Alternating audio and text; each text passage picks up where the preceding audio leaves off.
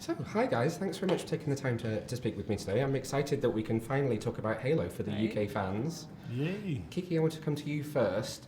Can you talk a little bit about the process of kind of opening up the world of the Halo games for television? Yeah. I mean, I think we really, there's a huge universe of characters and lore and history that exists in the games, but also beyond the games. So in books, and so we kind of looked across all of the universe stories when we were building this story, and really we're looking at it as a way of first giving players a way of experiencing Halo that feels different from the game and comes from a different perspective and is additive versus sort of duplicating the same game experience. But we also pulled from all the books, and we pulled from all these pieces, and really at the end of the day, what was important is we tell a great story for television. We express the Halo universe from a world-building perspective, but also that we really express sort of the pillars of Halo, those ideas of hope and heroism and wonder and humanity. Like that was sort of priority number one, is that those come through. But we do look at events that people have experienced in the games and in the books, and we do look at them a little bit of a different way. But at the end of the day, it was, how do we tell a great television story? How do we tell a really interesting story around John, not just the Master Chief, but John and what his journey and evolution is as he learns about his origin story. And so at the end of the day, it was expressing the universe in a way that was complementary to the game experience. Yeah, and that was something I was going to pick up on. It feels, and I say that it feels quite rightly to me, like the writers have kind of taken control of John back from the player, because obviously we've spent all these years playing as him and controlling him, but now you need to be able to tell an effective story for him. So was that something that was a conscious decision, was kind of trying to break that bond that a player would have with the character so that he could have an effective story for the viewer? Yeah, I mean, I think it was less about breaking the bond, because that's such a core part of the Halo experience, and more about saying, to the player, sit back and sort of enjoy this John story, knowing that you have your own, and let us sort of take your hand and take you on another story with him and sort of show a different side of him. Yeah. And so, Pablo, I wanted to ask you about the costume. It's obviously completely iconic to gamers, but were you anxious at all in putting that on, knowing it could be fairly restrictive and trying to perform in it? What was your kind of feeling going into it for the first time? I had no idea what it was going to entail going into it for the first time, but I sure learned pretty quickly. It's, obviously a huge honor and amazing to get to be in it. It feels so vibrant and so powerful to be inside the suit. But it's also a huge challenge to manipulate it and to make it feel like it's a piece of future tech that helps you perform at a super soldier level, rather than just a bunch of plastic that has been heaped onto you. And we're still learning with that. We're still, figuring out how to make the costume the best iteration of itself so that it can feel, as powerful as possible and as fast as possible and all those things, and to get some mobility in the places that are important to get mobility so that you can perform in that way. And those are things that are all still in process. And did you have your superhero moment, maybe on set or gearing up for a scene, where you kind of saw yourself in this costume and thought, I am Master Chief now? I think it was mostly seeing other people see me. Yes. And it was probably my children, seeing my kids see me in the suit was definitely where I was like, okay, yes, I am playing a superhero. I never thought I'm Master Chief. To be clear. That superhero moment of seeing Pablo come out in the suit for the first time.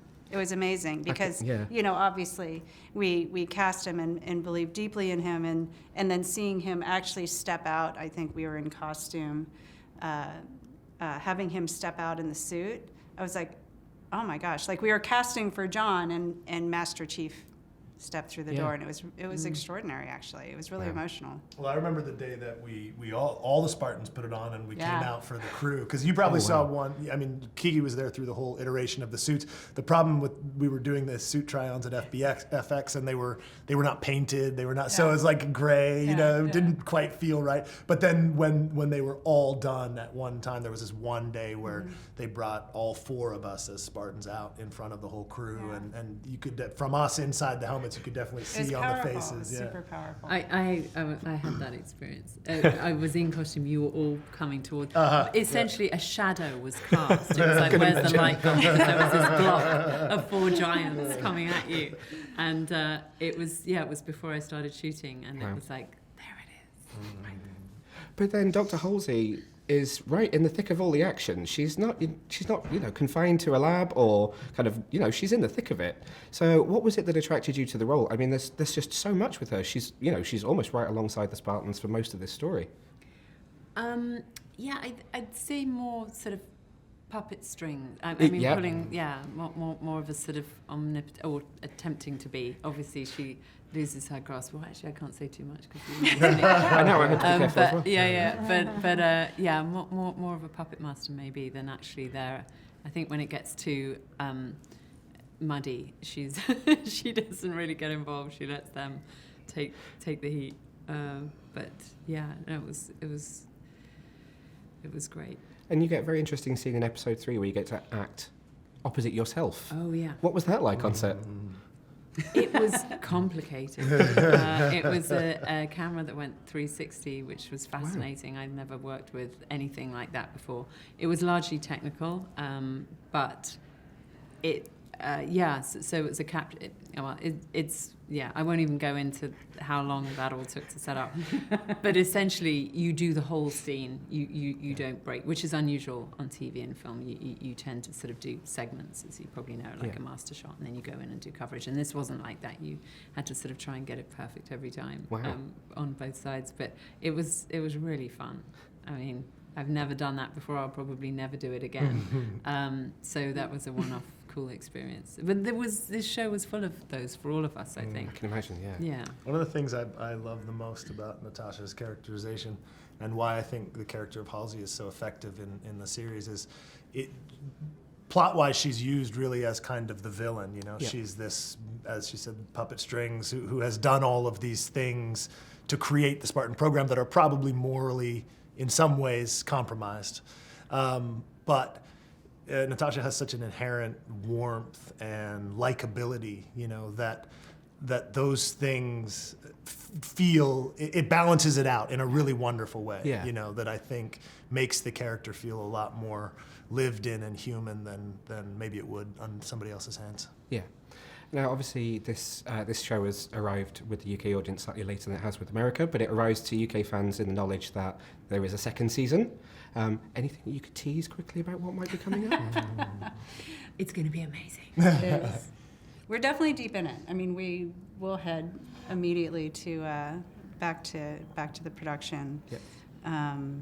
But yeah, I think we've got it was such an interesting journey with John and with Halsey in season 1, and I think we have a new showrunner for season 2, David Weiner, who's fantastic, and so all I can say is he is bringing his vision to it, and I'm really excited. I'm really excited about what we'll do. I really love the tone of the new scripts. I'm very Excellent. excited to see them actualized, because I feel personally for me that this tone fits the world in a really wonderful way that first season did as well, but I'm just really happy to get to see David's vision on screen. I also think it's full of the unexpected. It surprises. So unlike a lot of shows, I feel, where you get to establish everything and each episode is shocking and surprising and new because it's new, and then you get to the other seasons and you're like, I've seen this before, I've seen this format. This isn't like that. I feel this is all over again, a whole new experience, a whole new roller coaster. It's not just more of the same. Yeah. Okay, I'm very excited. Thank you very much for taking the time to chat with me today. Thanks, Neil. Thank Thank you. you.